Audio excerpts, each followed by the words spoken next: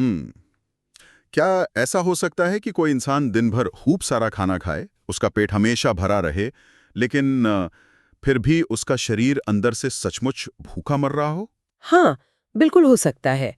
ये सुनने में अजीब लगता है, लेकिन विज्ञान के नजरिए से ये एक बहुत ही गंभीर सच्चाई है।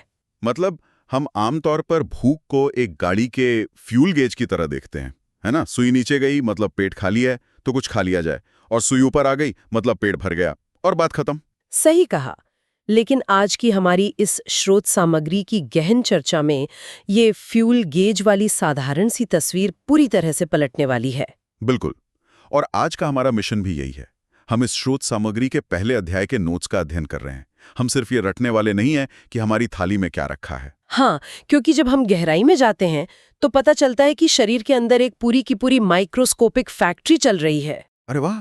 Microscopic factory. मतलब एक साधारण सा आलू या दाल की कटोरी जब शरीर के अंदर जाती है तो वो सिर्फ भूख नहीं मिटाती, वो ईंधन, निर्माण सामग्री और दवा के रूप में कैसे काम करती है, ये समझना है। एकदम सही। और स्रोत सामग्री के अनुसार अगर हम विज्ञान के नजरिए से देखें तो हमारा भोजन मुख्य रूप से 5 पोषक तत्वों में बटा होता है। कार्बोहाइड्रेट, प्रोटीन, वसा यानी फैट, विटामिन और खनिज लवण। हाँ, और इनके अलावा कुछ मात्रा में आहारी रेशे, जिन्हें हम फाइबर या रुक्षांश कहते हैं, और जल भी शामिल होते हैं। अच्छा, तो इस पूरी प्रक्रिया को समझने के लिए मैंने नोट्स में एक एनालॉजी देखी थी। हम शरीर को एक कंस्ट्रक्शन साइट की तरह देख सकते हैं ना? बिल्कुल, यह एक बहुत ही सटीक उदाहरण है। देखिए, कंस्ट्रक्शन साइट पर जो मशीनें चल रही हैं, उन्हें बिजली और ईंधन चाहिए। वो ईंधन कार्बोहाइड्रेट और वसा से मिलता है। और इमारत को खड़ा करने के लिए ईंटें और सीमेंट चाहिए। हाँ, और शरीर में वो ईंटें और सीमेंट प्रोटीन है। इन्हीं से टूट-फूट की मरम्मत होती है। तो फिर विटामिन और खनिज लवण क्या करते हैं? वो इस साइट के कुशल इंजीनियर और सुपरवाइजर हैं। वो यह तय करते हैं कि सारा काम बिना किसी रुकावट के हो। मतलब सब कुछ सही जगह और सही समय पर। लेकिन दिलचस्प बात यह है कि इस कंस्ट्रक्शन साइट पर कौन सा सामान आ रहा है, ये पहचानने के लिए हमें किसी बड़ी लैब की जरूरत नहीं है। बिल्कुल नहीं। रसायन विज्ञान के कुछ बहुत ही बुनियादी परीक्षण हैं जो हम अपनी रसोई में ही कर सकते हैं। हाँ, जैसे अगर हमें पता लगाना हो कि किसी खाने में कार्बोहाइड्रेट, खासकर स्टार्च या मंड है या नहीं, तो बस तनु आयोडीन विलयन का इस्तेमाल करना होता है। सही बात है। बस 2-3 बूंदे खाने पर डालने से अगर रंग नीला या काला हो जाए तो मतलब उसमें स्टार्च मौजूद है। और प्रोटीन के लिए भी एक टेस्ट है ना, कॉपर सल्फेट वाला? हाँ, प्रोटीन के लिए कॉपर सल्फेट और कास्टिक सोडा का परीक्षण होता है। अगर खाने का रंग बैंगनी हो जाए तो वो प्रोटीन की मौजूदगी बताता है। अच्छा, लेकिन मुझे स्रोत सामग्री में सबसे ज्यादा चौंकाने वाला परीक्षण वसा यानी फैट का लगा। वो तो किसी जंक फूड के लिए इनबिल्ट लाई डिटेक्टर की तरह काम करता है। हाँ, और वसा का ये परीक्षण भौतिक विज्ञान का एक बहुत ही सुंदर उदाहरण है। इसमें कोई केमिकल नहीं चाहिए। बस किसी भी खाद्य पदार्थ को एक सादे कागज पर रगड़ना होता है। सही कहा ना मैंने? बिल्कुल। अगर कागज पर एक पारघासी, मतलब हल्का ट्रांसलूसेंट या चिकना धब्बा बन जाए जिसमें से रोशनी थोड़ी आर पार दिखने लगे, तो वो वसा है। लेकिन यहाँ एक बहुत ही महत्वपूर्ण वैज्ञानिक पेंच है। पेंच? कैसा पेंच? देखिए, कागज पर बनने वाला वो धब्बा वसा का भी हो सकता है, और हो सकता है कि वो भोजन में मौजूद नमी या पानी का हो। अरे हाँ, पानी भी तो कागज को गीला और थोड़ा पारदर्शी बना देता है। तो फिर पानी और वसा के बीच का ये फर्क कैसे साफ होगा? धब्बा तो आखिर धब्बा ही है। यहीं पर तर्क और बुनियादी विज्ञान काम आता है। पानी का स्वभाव वाष्पीकरण का होता है ना? पानी के अणु हवा के संपर्क में आकर भाप बन जाते हैं। अच्छा, तो अगर हम कागज को थोड़ी देर सूखने के लिए छोड़ दें? बिल्कुल। सूखने के बाद पानी उड़ जाएगा और कागज पहले जैसा हो जाएगा। लेकिन वसा या लिपिड के अणु इतनी आसानी से वाष्पीकृत नहीं होते। मतलब वो कागज के रेशों में फंस जाते हैं। हाँ, वो फाइबर्स के बीच गहराई तक बैठ जाते हैं। इसीलिए सूखने के बाद भी अगर वो चिकना धब्बा बना रहे तो हम पक्के तौर पर कह सकते हैं कि वो असली वसा है। क्या बात है! ये छोटी सी प्रक्रिया क्रिटिकल थिंकिंग का कितना बेहतरीन उदाहरण है। मतलब बिना किसी लैब के हमने पानी और फैट का अंतर पहचान लिया। सही कहा। अब जब हम इन तत्वों की जासूसी करना सीख गए हैं तो अगला सवाल ये उठता है कि शरीर रूपी उस कंस्ट्रक्शन साइट के अंदर जाने के बाद ये अलग-अलग तत्व असल में काम कैसे करते हैं। विज्ञान कहता है कि कार्बोहाइड्रेट जैसे चावल, गेहूं, चीनी और वसा यानी घी, तेल, मक्खन दोनों ही ऊर्जा देते हैं। लेकिन रुकिए, यहां मुझे एक बहुत बड़ा विरोधाभास नजर आता है। कैसा विरोधाभास? मतलब हम हमेशा यही सुनते हैं कि फैट से बचना चाहिए, लेकिन स्रोत सामग्री का वैज्ञानिक तथ्य ये है कि वसा कार्बोहाइड्रेट की तुलना में बहुत अधिक ऊर्जा देता है। एक तरह से ये सबसे पावरफुल बैटरी है। हाँ, ये सच है। वसा में प्रति ग्राम कार्बोहाइड्रेट से 2 गुने से भी ज्यादा ऊर्जा होती है। तो फिर अगर वसा से सबसे ज्यादा ऊर्जा मिलती है तो हम घी या मक्खन की जगह चावल, आलू या रोटी इतनी ज्यादा मात्रा में क्यों खाते हैं? ऊर्जा ही चाहिए तो दिन भर मक्खन ही खा लेना चाहिए। ये एक बहुत ही तार्किक सवाल है, लेकिन इसका जवाब हमारे शरीर के मेटाबॉलिज्म यानी चयापचय की प्रक्रिया में छिपा है। अच्छा, तो शरीर इसे अलग तरह से बचाता है? बिल्कुल।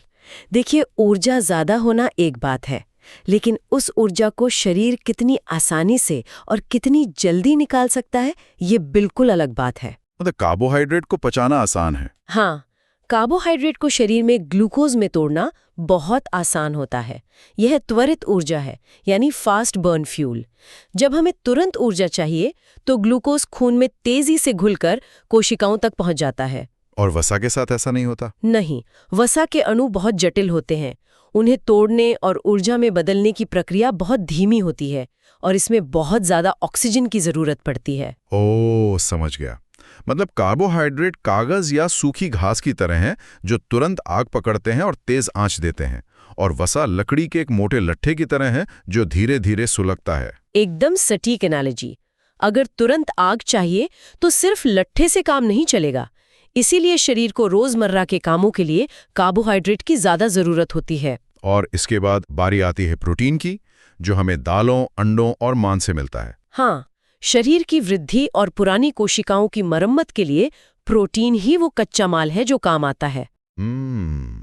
लेकिन यहाँ एक और दिलचस्प तत्व है जिस पर स्रोत सामग्री ने जोर दिया है और जिसे अक्सर हम नजरअंदाज कर देते हैं। आहारी रेशे या रूक्षांश। बिल्कुल, जो साबुतन और सब्जियों में पाए जाते हैं। पर यह सच में एक पहेली है। मतलब विज्ञान स्पष्ट रूप से कहता है कि आहारी रेशे, जो मुख्य रूप से सेल्यूलोज होते हैं, वो मानव शरीर को कोई पोषक तत्व नहीं देते। हाँ, हमारा पाचन तंत्र उन्हें पचा ही नहीं सकता। तो फिर एक ऐसी चीज को संतुलित आहार का इतना महत्वपूर्ण हिस्सा क्यों माना जाता है जिससे कोई पोषण ही नहीं मिल रहा? क्योंकि हमारा शरीर केवल ऊर्जा सोखने वाली मशीन नहीं है।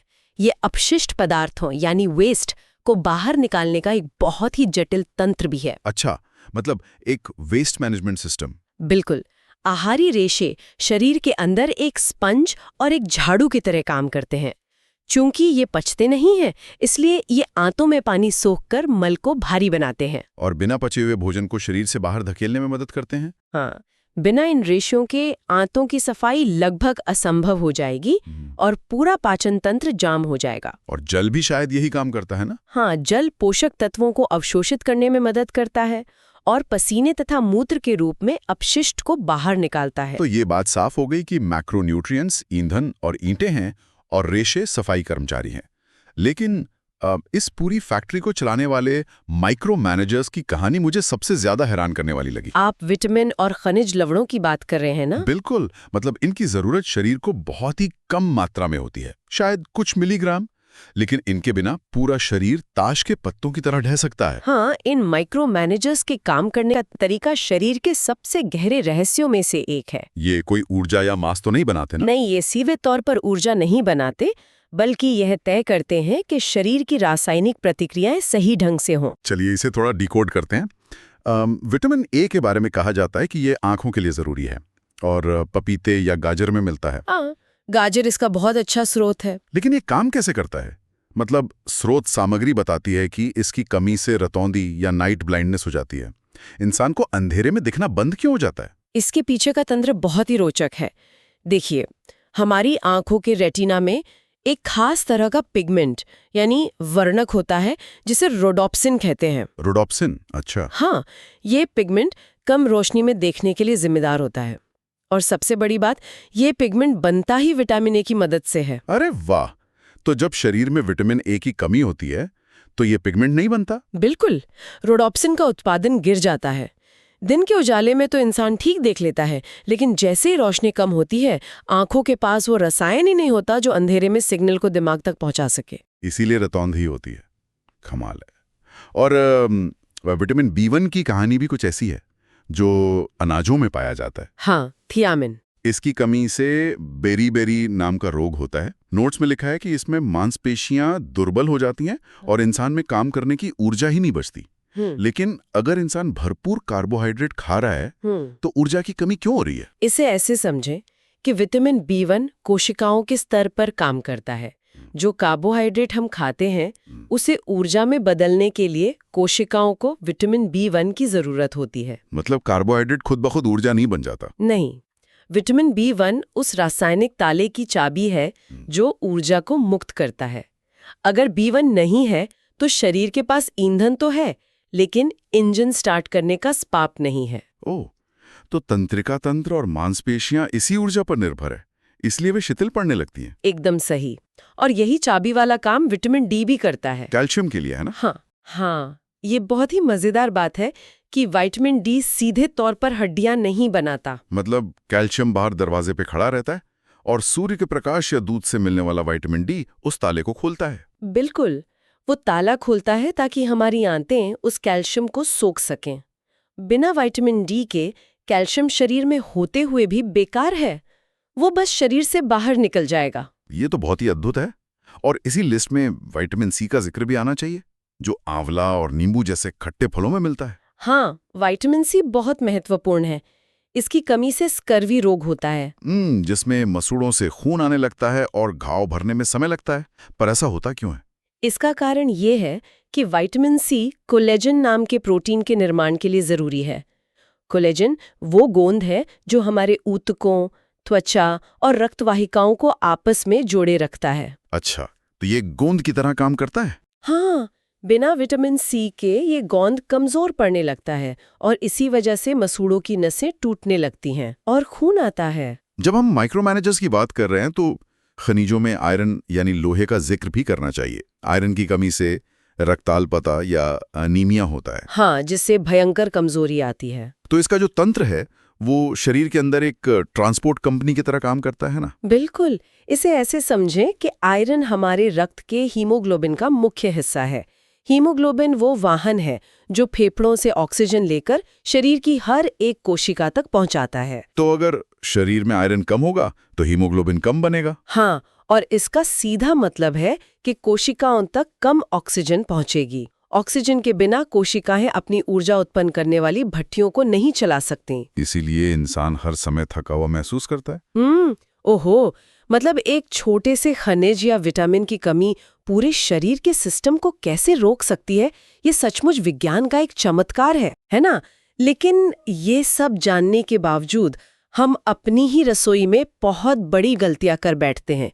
भोजन पकाने के तरीकों का हमारे पोषण पर बहुत गहरा असर पड़ता है। बिल्कुल, स्रोत सामग्री में इस पर एक पूरा खंड है। अक्सर रसोई में जाने अनजाने में सबसे जरूरी पोषक तत्व नाली में बहा दिए जाते हैं। हाँ, ये एक बहुत ही गंभीर विषय है। विज्ञान के अनुसार विटामिन 2 प्रकार के होते हैं, जल में घुलनशील और वसा में घुलनशील। विटामिन B और C जल में आसानी से घुल जाते हैं। और यही सबसे बड़ी गलती होती है। जब हम सब्जियों और फलों को छीलकर या काटकर धोते हैं तो पानी के साथ संपर्क में आने से ये विटामिन उस पानी में घुल जाते हैं और फिर धुलकर बह जाते हैं। चावल और दालों को बहुत ज्यादा बार धोने से भी उनके ऊपरी हिस्से के विटामिन और खनिज नष्ट हो जाते हैं। हाँ, और सबसे बड़ी भूल तो लोग ये करते हैं कि खाने को बहुत ज्यादा पानी में उबालते हैं और फिर उस उबले हुए पानी को फेंक देते हैं। इससे शायद ऑस्मोसिस और लीचिंग कहते हैं ना? पोषक तत्व पानी में आ जाते हैं। उस पानी को फेंकना सीधा अपना पोषण कूड़े में फेंकने के बराबर है। ये तो बिल्कुल वैसा ही है जैसे कोई बहुत ही शौक से महंगी चाय पत्ती खरीद के लाए, उसे पानी में उबालें, फिर उस चाय पत्ती को चबाकर खा लें और जो असली चाय बनी थी उसे नाली में बहा दे। हाँ, एकदम सटीक उदाहरण है। इसके अलावा एक और बात है, विटामिन सी गर्मी के प्रति बहुत संवेदनशील होता है। मतलब आग पर पकाते ही वो नष्ट हो जाता है? हाँ, बहुत आसानी से।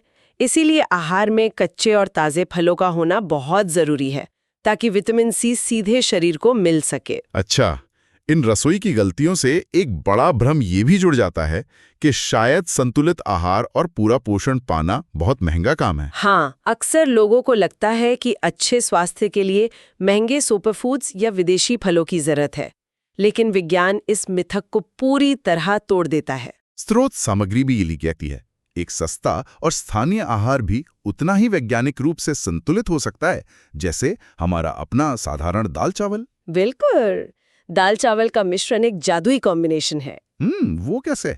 देखिए, जो अमीनो एसिड दाल में कम होते हैं वे चावल से मिल जाते हैं, और जो चावल में कम होते हैं वे दाल से पूरे हो जाते हैं। ये एक परफेक्ट प्रोटीन कॉम्बो बन जाता है। अरे वाह! इसके अलावा मूंगफली, गुड़, केला और पालक जैसे सस्ते विकल्प भी तो खनिजों का खजाना है। हाँ, और इसमें अंकुरण यानी स्प्राउटिंग और किण्वन यानी फर्मेंटेशन की प्रक्रिया का विज्ञान बहुत ही खास है। किण्वन मतलब जैसे इडली या डोसा का बैटर? हाँ, जब बीजों को अंकुरित किया जाता है या मिस्सी रोटी और इडली जैसी चीजों को फर्मेंट किया जाता है, तो उनमें मौजूद जटिल स्टार्च पहले से ही पचना शुरू हो जाते हैं। तो शरीर को उन्हें पचाने में कम मेहनत करनी पड़ती है। बिल्कुल, और इसके साथ ही इन प्रक्रियाओं के दौरान कुछ विटामिन, विशेष रूप से विटामिन बी और सी की मात्रा प्राकृतिक रूप से कई गुना बढ़ जाती है। क्या बात है! मतलब बिना कोई अतिरिक्त पैसा खर्च किए भोजन का पोषण स्तर उच्चतम हो जाता है। एकदम सही। लेकिन क्या होता है जब पकाने के सही तरीके और संतुलित आहार को लंबे समय तक नजरअंदाज किया जाता है? मतलब जब हम सिर्फ पेट भर रहे होते हैं लेकिन पोषण नहीं दे रहे होते? तब शरीर का सिस्टम धीरे धीरे जवाब देने लगता है। विज्ञान की भाषा में इसे अभावजन्य रोग या डेफिशिएंसी डिजीज कहा जाता है। तो ये कोई बाहरी संक्रमण या बुखार नहीं है जो अचानक रातों रात हो जाए? नहीं, ये शरीर के धीरे धीरे टूटने की एक लंबी और मौन प्रक्रिया है। जैसे एक मशीन को लंबे समय तक सही तेल और पानी न दिया जाए तो वह अंदर ही अंदर घिसने लगती है। तो शुरुआत में जो मैंने सवाल उठाया था वो यहीं आके जुड़ता है। क्या पेट भरा होने पर भी इंसान कुपोषित हो सकता है? बिल्कुल हो सकता है। ये कुपोषण का वह रूप है जो छिपे तौर पर काम करता है। स्रोत सामग्री में एक उदाहरण है। यदि कोई व्यक्ति लंबे समय तक केवल कार्बोहाइड्रेट खा रहा है, उसका पेट भरा है लेकिन आहार में प्रोटीन बिल्कुल नहीं है, तो विज्ञान बताता है कि उसके शरीर में बहुत ही अजीब बदलाव आने लगते हैं। हाँ, उसकी शारीरिक वृद्धि रुक जाती है, चेहरे पर सूजन आ जाती है और बालों का रंग उड़ने लगता है। चेहरे पर सूजन क्यों आती है? पेट तो भरी रहे ना। इस सूजन और बालों के रंग उड़ने के पीछे विशुद्ध जीव विज्ञान काम करता है।